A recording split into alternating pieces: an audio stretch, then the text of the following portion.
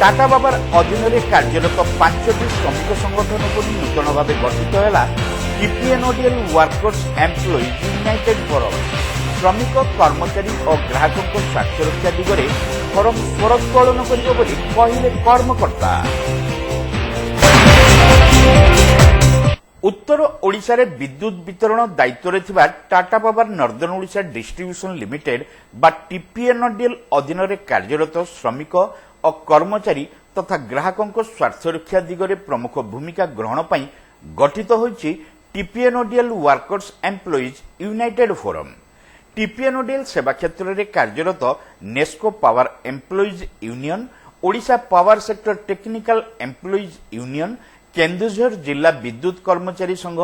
कलिंग विद्युत कर्मचारी संघ और all Odisha meter readers association प्रभृति 5 गोटी संगठन को नहीं एही फोरम गठित होईछि। एने बालेश्वर सहर स्टेशन क्लब परिसर में आयोजित एक मिलित बैठक में 5 गोटी संगठन कर्मकर्ता सर्वसम्मत क्रमे एही मिलित फोरम गठन पर निष्पत्ति निया जायथिला। विशेषकर टीपीएनओडीएल कर्तृपक्ष आक्रोशर शिकार होउथिबा विद्युत विभाग श्रमिक और कर्मचारी समेत शोषण शिकार होउथिबा ग्राहक एपरिकी साधारण जनता स्वार्थ रक्षा पई फोरम आंदोलनात्मक पंथा अवलंबन पूर्वक स्वर उत्तोलन पई सर्वदा उद्यम जारी रखिबो बोली एही बैठक में प्रस्ताव गृहीत होइथला। टाटा पावर अत्याचार विरुद्ध रे कर्मचारी एवं कंज्यूमर मान को जो अत्याचार चली विरुद्ध रे टीपीएनओडीएल आमर जोटा कहूँ उत्तर ओडिशा रे कार्य करुवा वर्कर्स यूनियन 5टी यूनियन आज सामिल होई एकत्रित होई यूनाइटेड फोरम तैयारी कलु एवं से यूनाइटेड फोरम ना रहा टीपीएनओडीएल वर्कर्स एम्प्लॉइज यूनाइटेड फोरम तार ना रही। यार काम टाटा पावर अन्य बाबद जो प्रकार बिलिंग करुच्ची कंज्यूमर मान को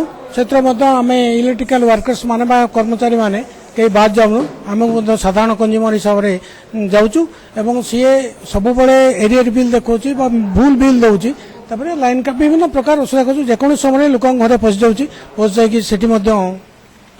अत्याचार करुच्ची फाइन करुच्ची निजे सील भांगी तमें भांगी बोली कहीकि फाइन करुच्ची ता विरुद्ध रहिबो एवं कर्मचारी मानकर जो साधारणतः आम चाकरी करुचे किसी पैसा पाइबा दरमा पाइबा अधिक पाइबा एवं भल चलवा ये जो एवं जीवन विनिमय जो लाइनमैन माने अछंती से तांको जीवन विनिमय रे से टाटा पावर को सर्विस दौतला बेले राज्यर साधारण कंज्यूमर मान को राज्यवासी को सर्विस दौतला बेले तांकर जीवन प्रति जो विपद रोचु सेति पई टाटा पावर जो अणदेखा करचु तार प्रतिवाद स्वरूप एवं ताको ठीक रास्ता को आनिबा पई आमे आज यूनाइटेड फोरम तयारी कलु। आम संगे 5 जण मिसिले NESCO power employees union, Odisha power sector technical employees union, Keonjhar जिला विद्युत कर्मचारी संघ, कलिंग विद्युत कर्मचारी संघ Bhadrak, all Odisha meter reader association 5 जण मिश्रण आम आउटिक अधिक शक्तिशाली हबु एवं आम दाबी बा आमर चिंताधारा बा आमर जोटा राज्य पई जोटा मंगल हबो से कथाटा मैनेजमेंट आगे बा सरकार आगे उपस्थापन करि परिबे। सब यार मुख्य होची आगामी दिन रे टीपीएनओडीएल 2021 एप्रिल जो दायित्व नेला परे कर्मचारी मानकर एवं कंज्यूमर मानकर जो असुविधार सम्मुखीन होउचंती गाँ मानकर कर्मचारी गोटे 24 घंटा काम करुवा स्थले लाइन रे माने लाइव लाइन ले काम करुवा स्थले तांकू मेंटाली हारास करवा तांकू लाइव लाइन ले चढ़ई की मारिदेवा भलिया पोजिशन ए अधिकारी माने करुचंती ता प्रतिवाद रे आज ये सभा